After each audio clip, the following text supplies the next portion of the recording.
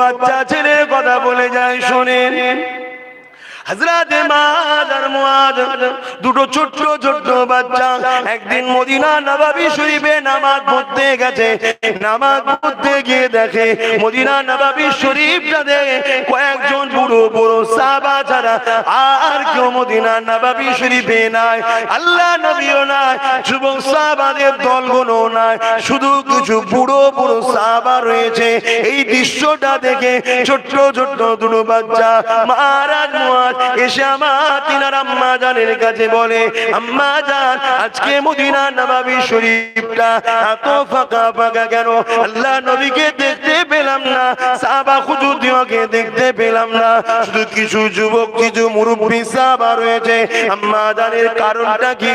ওই সময় মা বলেছিলেন, বাবা ছেলে তুমি কি জানো না বাবা, ওই যে সন্ত্রাস আবু জেহেল, ওই যে সন্ত্রাস উতবা, ওই যে সন্ত্রাস আবু সুফিয়ান, ওরা বিশাল বাহিনী নিয়ে সুসজ্জিত যোদ্ধা 1000-এর উপরে সৈন্য নিয়ে বদর প্রান্তরে হাজির হয়েছে। আমার নবী পাকের পেয়ারা মদিনার উপরে হামলা করবে, মদিনার মানুষের ক্ষতি করবে, সাহাবাদের ক্ষতি করবে, মদিনার নারীদের উপরে জুলুম করবে, মদিনার পশু পাখি গুলো লুটে নিয়ে চলে যাবে। এই জন্য মদিনা ও মদিনাবাসীর ইজ্জত আবরু হক নাইকে জিন্দা করার জন্য আল্লাহ নবী সাহাবাদেরকে সাথে করে নিয়ে তাদের প্রতিরোধ করতে গেছে। ইসলামের জুলুম করা হারাম, জান বাঁচানো হলো ফরজ, জুলুম করা হলো হারাম। জুলুম কাকে বলে? কারো একটা অধিকার জোর করে লব, একে বলা হয় জুলুম। আজকে মুসলমান ঘরের ছেলেরা 100-র মধ্যে 95% জুলুম করছে বা জুলুমকারীদের বন্ধু হচ্ছে।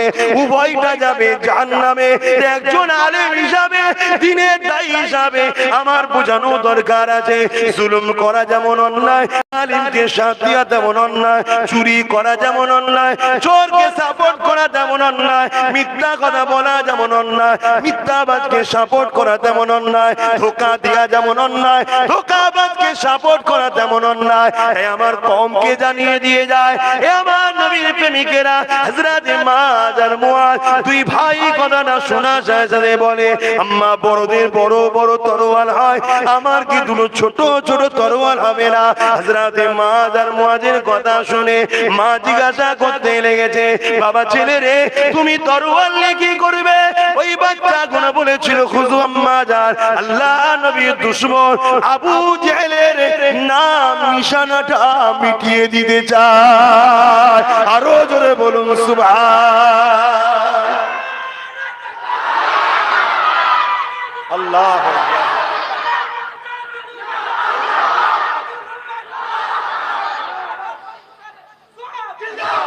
ভালো তারে বোঝেন, ভালো তারে বোঝেন, ইতিহাস আমাদের ঘরে জ্ঞান দেয়।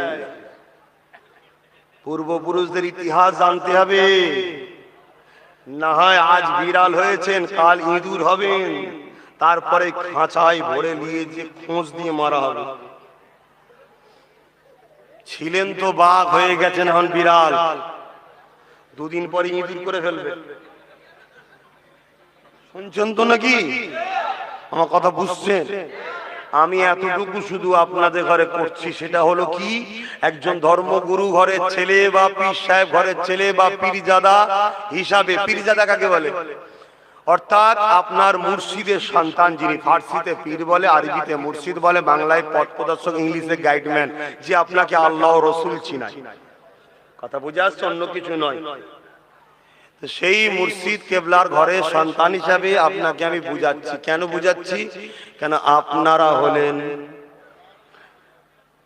বাঘ, বলতে ওই বাঘ বলছি না, কেন মানুষ হলো সমস্ত মখলুকের থেকে শ্রেষ্ঠ। জোরে বলুন সুবহানাল্লাহ।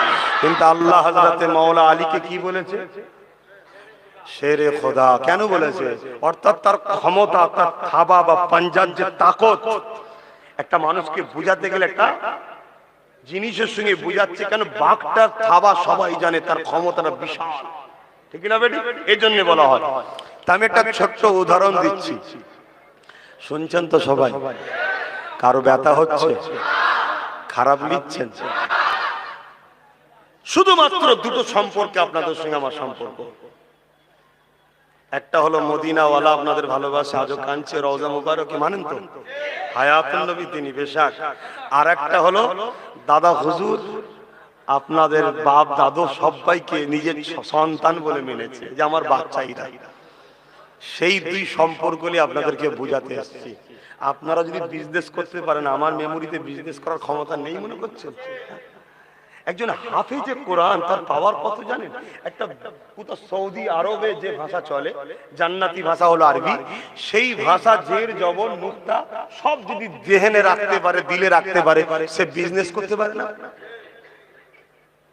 তাহলে মনে রাখবেন, আমরা কোরআন হাদিসের জ্ঞান যদি দিবানে রাখতে পারি, সামান্য 2 দিয়ে 4 এই সামান্য অঙ্ক আমরা পারবো না ভাবছেন?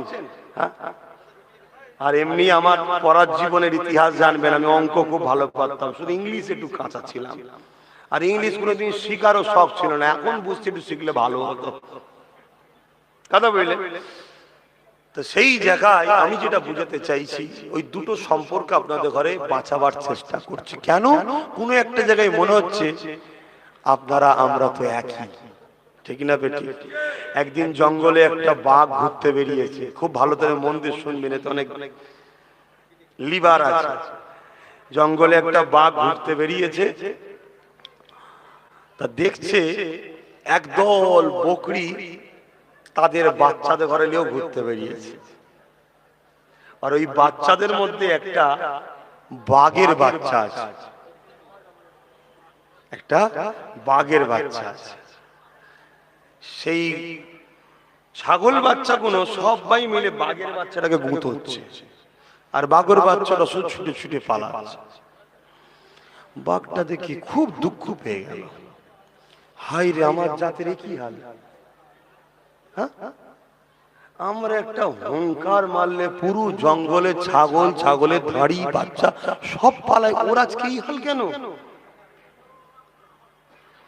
তো আর সহ্য করতে পারে না, বড় ধাড়ি বাঘটা এক হুঙ্কার মেরেছে, যেই মেরেছে কি হবে এবারে?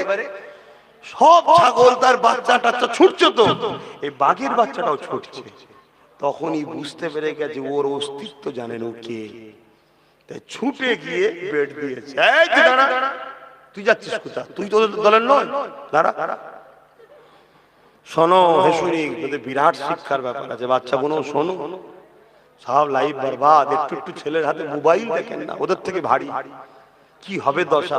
হ্যাঁ, হাসুনি, আমরা আমাদের পরের প্রজন্মকে ধ্বংস আমরা নিজে হাতে করছি। কেন একে থেকে গাল দিচ্ছেন? নিজেদের কর্মের ফল নিজেরাই ভোগ করছি আমরা। তো দাঁড় করিয়ে চিন্তা করছে কি করে বোঝানো যায় তুই কে। তোকে বলছে চ নদীতে চ, আগে পানি খাবি। ও জীবনে পানি খাওয়া অভ্যেস কাছে, বলুন বলুন, পাত্রে ছাগল কাছে পানি খায়। সে যখন মানুষ করছে বাঘ বাচ্চাটাকে, পাত্র কোথায়? পাত্রে পানি খায়। তোকে লিজেছে নদী, নদীর নাম শোনা যাবে? মেরেছে হুঙ্কার, আবার চ, ভয়ে ভয়ে ভয়ে ভয়ে ভয়ে ভয়ে গেছে। পানিতে যেই মুখ দিয়েছে, এবার কি হবে ভাই? নিজের চেহারা দেখে বলছে, যে আমাকে এত ডাঁটছে তার আর আমার চেহারার মধ্যে তো মিল আছে। আমি ওর থেকে সামান্য হাইটে কম হতে পারি, কিন্তু আমরা তো একই মনে হচ্ছে। ওর হুঙ্কারে সব পালালো, আমাকে এত গুঁতোচ্ছিল। ও শুধু ভাবছিল কবে আমার সিং বেরোবে, তোকে গুঁতবো, এই সারা জীবন বেরোবে। তখন বাঘ উঠে বলছে, শোন, তুই আমার জাতের, তুই রাজা হস, তুই আজকে এই হয়ে গেলি। আজকে আমরা সামান্য ভিক্ষার জন্যে কোথা থেকে কোথায় নামছি। এর পিছনে কিছু বছর, ওর পিছনে কিছু বছর, ওর পিছনে কিছু বছর ঘুরে ঘুরেই শুধু জিন্দেগি কেটে দিলাম। আর সবাই আমার কাঁধে পা, তোমার মাথায় পা, আমার বুকে পা, তোমার মাথায় পা, আমার খুন তোমার খুন, আমার পরিবার তোমার পরিবার, একে অপরে লাগিয়ে লুটিয়ে লুটে লুটে লুটে সারা জীবন এরা আমাদেরকে চুষছে। আজকে যদি শুধু চুষে থাকতো আলাদা কথা, আজকে এমন একটা কিনারায় দাঁড় করিয়ে দিয়েছে, সামনে থেকে একজন তরোয়াল নিয়ে ছুটছে, আর একজন ঘুমটা দিয়েছে, বলছে চলে আয়, আমি তোর আপন আছি, কিচ্ছু করবো না, চলে আয় চলে আয়। আমরা আপন মনে করে তার ঘরে ঢুকলাম, সে বেটা দরজা দিয়ে রেখে দিয়েছে, সামনে দাঁড়িয়ে আছে। কোনো চিন্তা করিনি, আমি এদের সবাইকে দেখছি, আমি এদের সব খাবারের ব্যবস্থা করে দিয়েছি, সব করে দিয়েছি, সব করে দিয়েছি, সব করে দিয়েছি। ও পেলে আমাকে জবাই করতে, আর এ তো শুকিয়ে শুকিয়ে মারছে। দুজনই আমার দুশ্মন না দুশ্মন নয়। অতএব ঘৃণা যদি করতে হয় দুজনকেই করে, নিজেকে নিজের ঘরে থাকার স্বপ্ন দেখুন, নিজেকে নিজের পায়ে দাঁড়াবার স্বপ্ন দেখুন, নিজেকে নিজের আপনজন কুরাইশ বংশের বাচ্চার নেতৃত্ব মেনে চলার স্বপ্ন দেখুন। মানতে পারবেন? একজন কুরাইশ বংশের ছেলে অহংকার করছিনি, আপনাকে তো শিক্ষার জন্য বলতে হবে যে আমি শিক্ষক রে, আমি উস্তাদের, আমি পড়াশোনা জানি, কি আমি ব্যায়াম জানি, তোকে ট্রেনার হব, তোকে শিখাবো, এটা বলতে তো হবে। এটা কুরাইশ বংশের সন্তান হিসাবে বলছি, মেনে নেবেন? আমার নেতৃত্ব মানবেন? আল্লাহকে সাক্ষী রেখে বলেন মানবেন? কারা মানতে রাজি আছেন হাত তুলে লম্বা করে দেখাবেন। এই হাত সত্য না মিথ্যা? ধোঁকা দিচ্ছেন না তো? হাত নামান। তাহলে আমি আপনাদের ঘরে বলবো, প্রথম আপনাদের দায়িত্বটা আমার কাঁধে দিন। শুনছেন না? আপনাদের দায়িত্ব আমার কাঁধে দিন। কিসের দায়িত্ব? আপনার বাচ্চাদের শিক্ষার জিম্মা আমি নেব। আপনাদের বাচ্চাদের শিক্ষা, স্বাস্থ্য, অন্ন, বাসস্থান, থাকা, খাওয়া, পরনার কাপড়, ইজ্জতের সঙ্গে বেঁচে থাকবেন মাথা তুলে। তার জন্য আপনারা প্রথম আমাকে আপনাদের দায়িত্বটা দিন, যে আমরা আপনাকে হ্যান্ড ওভার করছি, দায়িত্ব দিচ্ছি, আমার পরিবার, আমার বাড়ি ও আমার গ্রামের দিতে রাজি আছেন? আল্লাহকে সাক্ষী রেখে বলুন। ধোঁকা, কাউকে আমি জোর করবো না। যারা খুশি মনে দিতে চান হাত তুলে দেখান, হাত লম্বা করে তুলে রাখবেন। দিতে পারবেন? হাত না বান। কেউ ব্যক্তিগত ভাবে হাত নাও তুলতে পারে, একজন দুজন হতে পারে, বা এটাও হতে পারে হাত তুললে তার কিছু বাধ্যবাধকতা আছে। কথা বুঝছেন না? যে আমি ভেতরে আছি ঠিকই, কিন্তু এখন হাত তুললে আমাদেরই লস হবে। কোন জায়গায় আছি, ঠিক সময় ঘুরিয়ে দেবো, চিন্তা করবেন না। এমনও কিছু লোক থাকতে পারে না, পারে না। আমি জোর করছি না, কিন্তু দিলটাকে বলুন, দিলটাকে প্রশ্ন করুন। নবী বলেছে কুরাইশের নেতৃত্ব মানো। তাই কুরাইশ বংশ হিসাবে আপনাদেরকে বলি, মেনে নেন, মেনে নেন। আমি আপনাদের কাছে আপনাদের গ্রামটা চাইছি, আপনাদের বাড়িগুলো চাইছি। কি জন্যে? যাতে করে ছেলে ধরার মা এলে তাকেও বাঁধতে পারি, আর আপনাদের বাচ্চাদের পড়াশোনা, আপনাদের থাকা, আপনাদের নিরাপদের সাথে ইজ্জতের খাওয়া, ইজ্জতের থাকা, ইজ্জতের ভাবে বাঁচা। যদি মনে করেন যে না আমি পারছি না, তাহলে আপনি কাকে পছন্দ করবেন? কার হাতকে শক্ত করছেন? যে কিনা শক্ত হয়ে ক্ষমতায় এসে ক্ষমতার জোরে আপনার দিনকে মিটাবার ষড়যন্ত্র করবে, আপনার মসজিদের আজানকে কেস করবে, আপনার হিজাবকে বন্ধ করতে চাইবে, আপনাদের ঘরে বড় প্ল্যান করে গরিব করবে। কেন? যাতে গরিব হলে দুটো জিনিস আপনি বাধ্য হবেন। এক, ছয় সুদ নিতে হবে, ওটাও হারাম, খেয়ে জাহান্নামী। আর নচেত ভিক্ষার হাত পাততে হবে। পুরুষ ভিক্ষা দিলে গোলাম বানায়, নারী ভিক্ষা দিলে শরীর চায়। মাফ করবেন, খারাপ নিলেও কিছু করার নেই। কেন? ভারতের ডাটা বলছে 100টা মহিলা যদি নোংরা জায়গায় থাকে, তার মধ্যে 70টা হলো মুসলিম পরিবার থেকে উঠে এসেছে। লজ্জা থাকা দরকার আমাদের।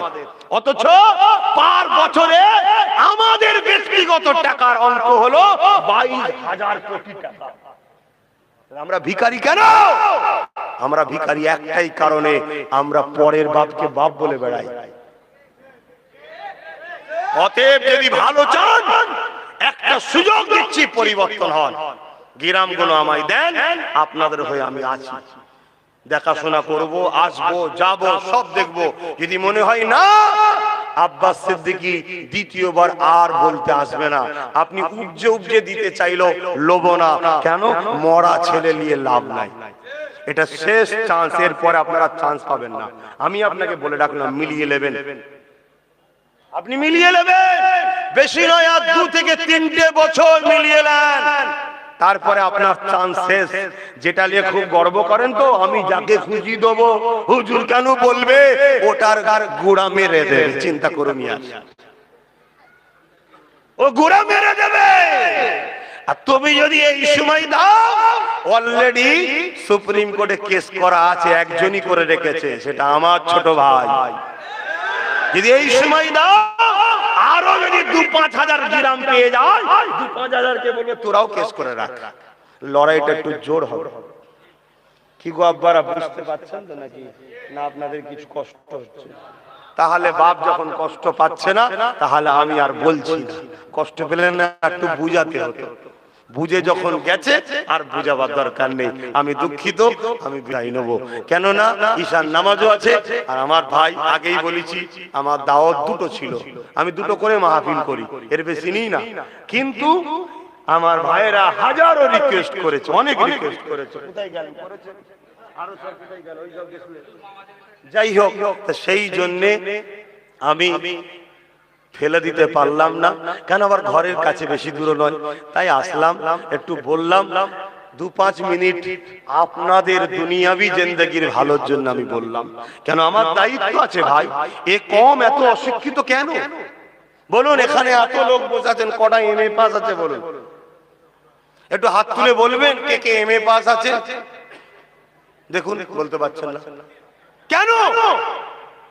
কোটি কোটি টাকা থেকে কোনো লাভ নেই। আর ভিখারি হতো আমি বলছি না। যেমন অর্থের প্রয়োজন আছে, তার আগে ওই অর্থটাকে হিসাব করে কোন রাস্তায় খরচ করতে হয়, এর জন্য জ্ঞান থাকারও দরকার আছে। না হয় আমার দেখা বয়সটা অল্প হতে পারে, ভারত নয় ভারতের বাইরেও দেখে নিয়েছি আলহামদুলিল্লাহ। আমি আপনাকে বলে যাচ্ছি, হাজারো কোটি কোটি টাকার মালিক, হাজারো কোটি কোটি টাকার মালিক, সব সম্পদ নিলাম হয়ে যে জেলে বসে আছে। অতএব বাচ্চাগুলোকে পুলিশ বানাও, জজ বানাও, উকিল বানাও, আইপিএস অফিসার বানাও, যদি তোমরা টিকে থাকতে চাও। যদি মনে হয় যে আমরা কোন রকম কাটিয়ে দিবার পরে আমার বাচ্চারা জাহান্নামে যাবে, দেখার দরকার নেই। শুনে রাখো, তোমাকে আল্লাহ আগে জাহান্নাম দেবে। কেন, এই বাচ্চা তোমার হতে পারে, কিন্তু সৃষ্টি তোমার নয়, সৃষ্টি হলো আল্লাহর। বাপ হিসাবে ছেলের উপরে যতটা না দয়া, তার থেকে হাজারো কোটি গুণ বেশি দয়া আল্লাহর তার সৃষ্টির উপরে। এই বাচ্চাটা হাফেজ হচ্ছে, এই হাফেজ হওয়ার পরে ধান্দা কি, মেন্টালিটি তৈরি হয়েছে, একটা মসজিদ খুঁজতে হবে 2500 টাকা, আর কোন জায়গা থেকে ভিক্ষা হয়তো আরো 2500, 5000। আল্লাহু আকবার, নামাজ পড়াবো। কেন?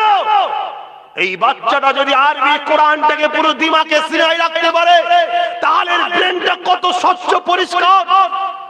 এই বাচ্চার পিছনে আমাদেরকে গাইড দেওয়া দরকার। এই হাফেজে কোরআন হওয়ার পর এরা পলিটিক্যাল সায়েন্স পড়বে, সমাজের এমএলএ মন্ত্রী নেতা হবে, কোরআন পড়বে, আল্লাহ দ্বীন কেউ জানবে। কখনো কোনো মুসলিম হিন্দু কাউকে লুটবে না, কারণ লুটা হলো আল্লাহর আইনে হারাম। যার মধ্যে আল্লাহ থাকে সে লুটতে পারে না। জোরে বলুন সুবহানাল্লাহ। কিন্তু আমার কম তো হাফেজকে ঘৃণা করে, আমার কম বলে হাফেজ সাহেব মৌলভী সাহেব আবার এইখানে কেন? তোমরা তো পানিতে ফু দেবে, আমরা হারাম খাওয়ার পরে পেট ফুলবে যখন। আমার কম বলে না, বলে না। স্টাইলকে চেঞ্জ করুন, স্টাইলকে চেঞ্জ করুন, না হয় সেদিন বাকি নেই, জানাজা পড়ার লোক পাবেন না।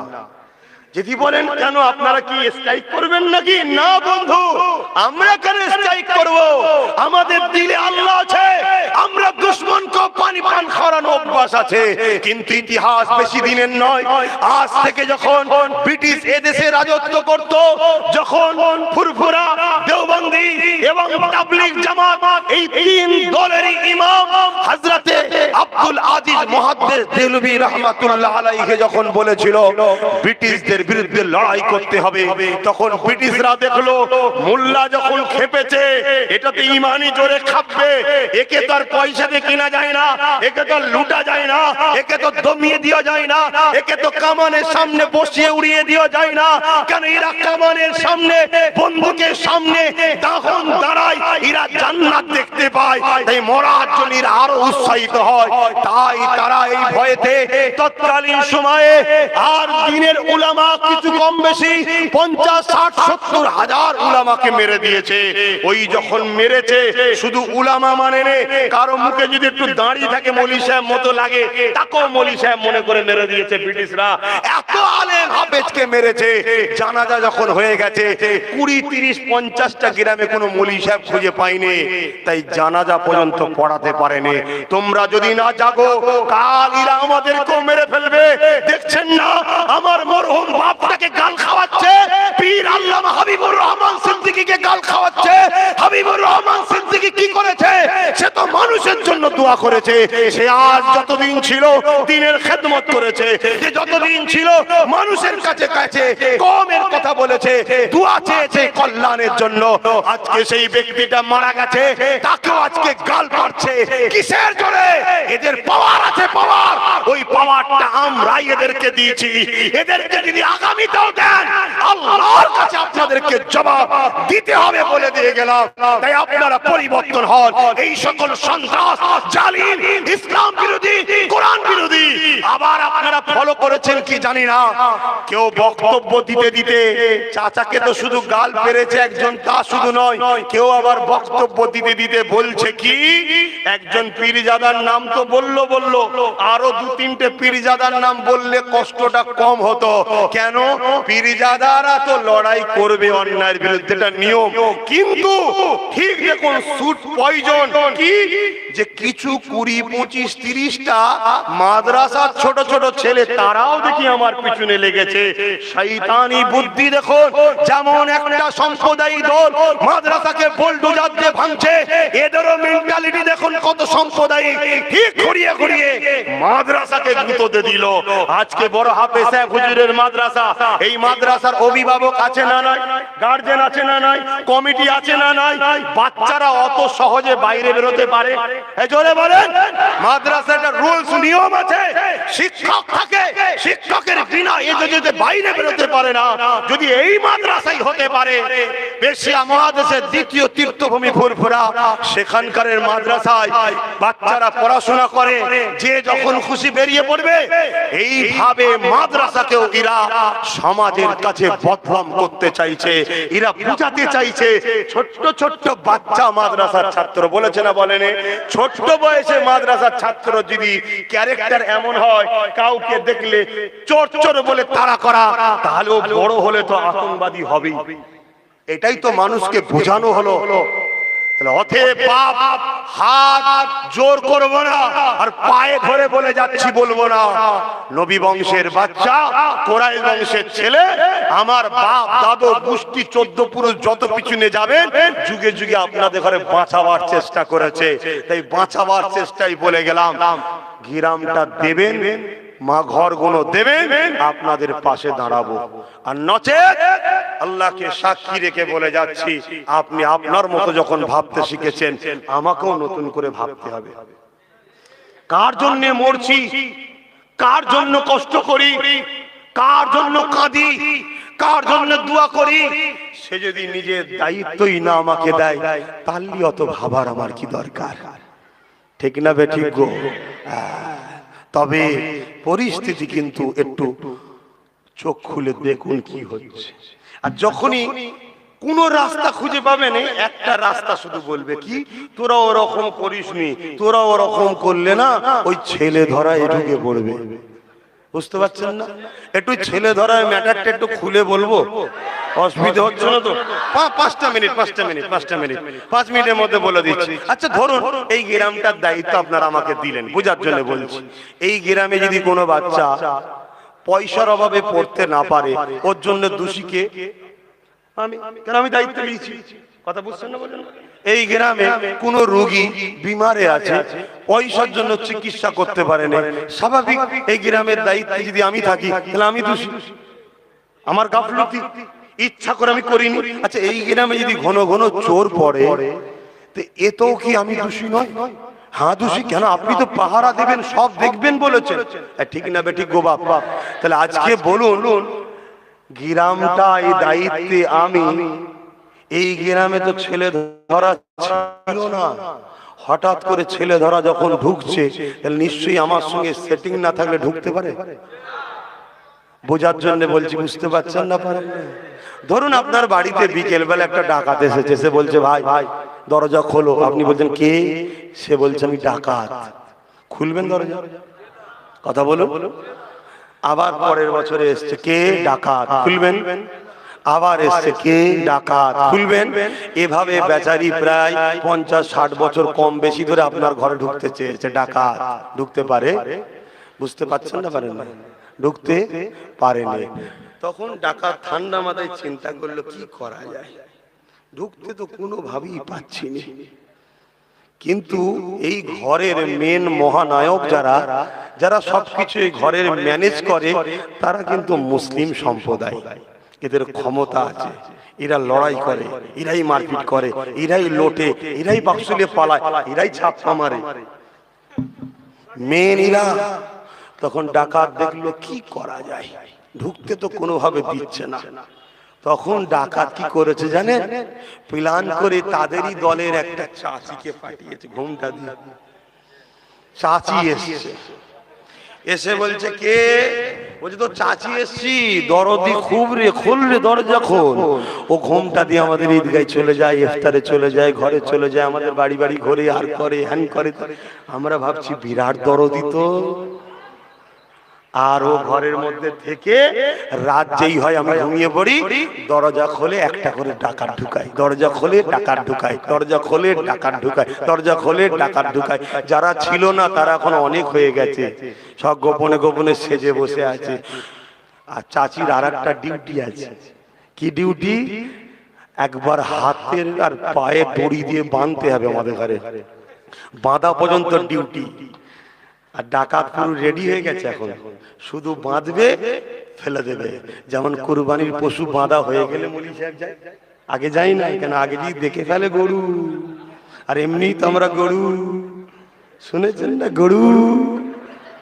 শুনেছেন না শোনেন না?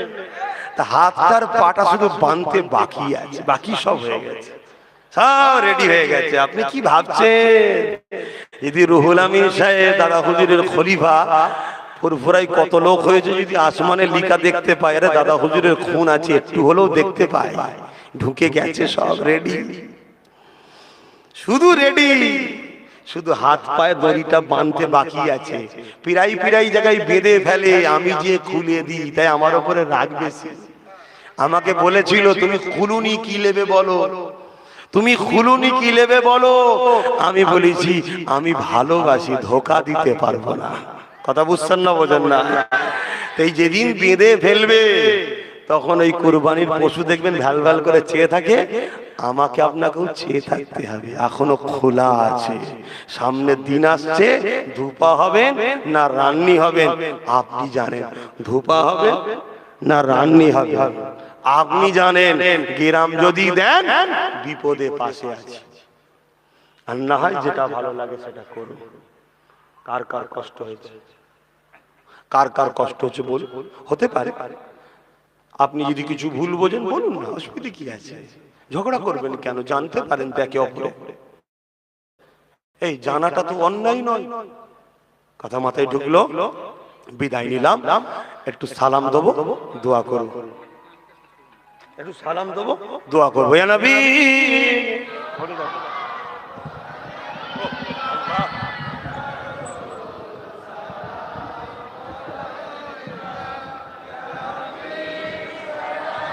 ওটা রেখে দেন, ওটা দেন, রেডি করি।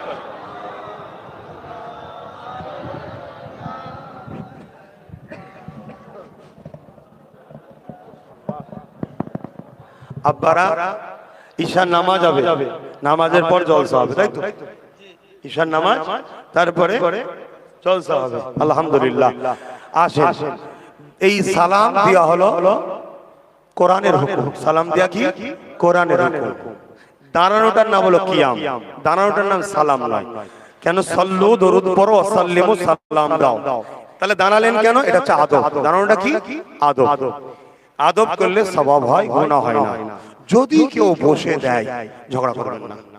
কেন? বসে দেওয়াটা হারাম নয়, তা হারাম যখন নয় তাহলে ঝগড়া করা উচিত নয়, কিন্তু দাঁড়ানোটা হলো সবথেকে উত্তম আদব। তাই এই আদবটা যখন করছি, যদি কেউ আদব করে তাকে আবার ডিস্টার্বও করবেন না, তাহলে নিজেদের মধ্যে মতনৈক্য তৈরি হবে। এই মতনৈক্য না তৈরি করে আসুন আমরা ঐক্যবদ্ধ হই। কেন ঘরে কুটুম এলে যেটা সামনে পাই সেটাকেই জবাই করে মুরগি কুটুমের সামনে দেওয়া হয় ইজ্জতটাকে বাঁচাবার জন্য। অতএব কে ফুরফুরা, কে দেওবন্দি, কে তবলিগ, কে বেরেলি, ওসব আমাদের জুজিয়া মসলা, আমাদের ঝগড়া। কিন্তু যারা আমাদেরকে শেষ করতে চাইছে অর্থাৎ মুহাম্মদ রাসূলের অনুসারীদের ঘরে, তারা ফুরফুরা তবলিগ দেওবন্দি বোঝে না, তারা সামনে যেটাকে পাবে সেটাকে। কথা মাথায় ঢুকেছে না ঢোকে না? অতএব বাপ তোমার পীর তোমার কাছে থাক, তোমার আমির সাহেব তোমার কাছে থাক, তোমার হযরত তোমার শেখ তোমার কাছে থাক, আমি জবানার মুজাদ্দিদ দাদা হুজুরকে মানে আমার কাছে থাক। ধর্মটা হৃদয়ে রেখে দিনের শেষে বাইরে বেরিয়ে আমরা মানুষ একে অপরে মিলেমিশে থাকি, এটা চেষ্টা করুন। তাহলে আল বাদরু আলাইনা মিন শানিয়াতিল ওয়াদাই ওয়াজাবা শুকরু আলাইনা মাদা লিল্লাহ আহিদাই ইয়া নবী সালাম ইয়া রাসূল ইয়া হাবিব সালাম।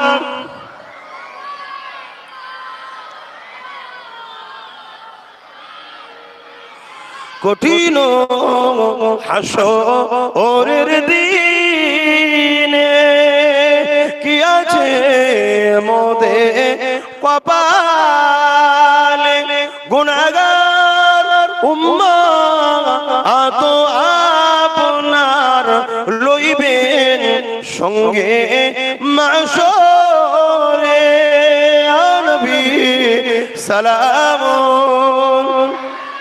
ইয়া রাসূল সালাম ইয়া হাবিব সালাম সালাওয়াতুল্লাহ।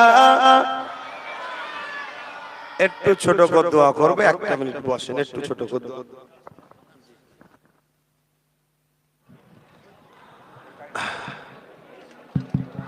আমার আব্বা ভাইরা, কেউ কষ্ট পেলেন, আমার আলোচনায় কেউ ব্যথা পেলেন, আপনাদেরকে ব্যক্তিগতভাবে কষ্ট ব্যথা দিবার আমার উদ্দেশ্য নাই। আমার লক্ষ্য আপনাদেরকে ভালোবাসি, বাঁচাবার চেষ্টা। যদি আমার কিছু ভুল দেখেন, আপনি যদি আমাকে ভালোবাসেন, মাইক লেগে সমালোচনা না করে আমার কাছে যাবেন, গিয়ে ভুলটা ধরিয়ে দেবেন। কথা বুঝে আসছে? কারো মনে হতে পারে তাহলে আপনি বুঝতেই পারছি কিছু একটা কথা বললেন, শুনুন, অনেকের ভুল দেখিয়ে তাকে বোঝাবার অনেক চেষ্টা করেছি, কিন্তু সে বোঝেনি, উপরন্তু মিজাজ দেখিয়েছে, জুলুম করেছে, মারধর করেছে, গালিগালাজ করেছে। তখন বাধ্য হয়েছি, এ জালিম যেমন দোয়া চাইছে আল্লাহ মিটাও, চেষ্টাও করছি জালিমের বরবাদ এর জন্য যা করার তাই করছি। আসুন, এটা আমার দায়িত্ব ধর্মীয়, আমি ধর্ম হিসাবে এ কাজ করলাম। কেন ইসলাম একটা মনে রাখবেন, হাতের 5টা গোল সমান নয়, আলেমের মধ্যে 5 গোল সমান নয়। সর্বপ্রথম জান্নাতে যাবে আলেমরা, সর্বপ্রথম জাহান্নামে যাবে আলেমরা। ইমাম হোসাইনের বিরুদ্ধে লড়াই করেছিল 7000 হাদিস, 3000 মুফতি, এজি বাহিনীর দলে সাপোর্ট হয়েছিল। কারণ লোক লালসা, ভয় ভীতি। কিন্তু হোসাইন সেদিনও জান্নাতি, আজও আছে, কিয়ামত থাকবে। ময়দানে মাশার হোসাইন